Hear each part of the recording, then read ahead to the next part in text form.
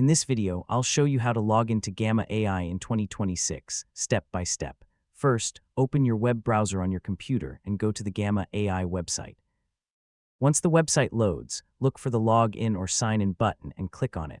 Now you'll see the available login options. Choose the method you used when you created your Gamma AI account.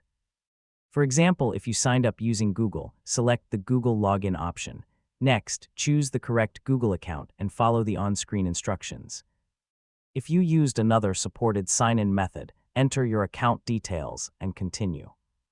After your information is verified, Gamma AI will open your account and take you to the main workspace or dashboard. Once you're logged in, you can access your previous projects and start creating new content.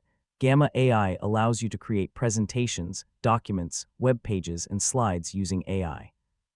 If you can't log in, first make sure you're using the same account or sign-in method that you used during registration. Also check your internet connection and make sure your browser is working properly. If the problem continues, refresh the page or try opening Gamma AI in another browser. You can also use the account recovery options if they are available. So that's how you can log in to Gamma AI in 2026 and access your workspace. Thanks for watching. Don't forget to like,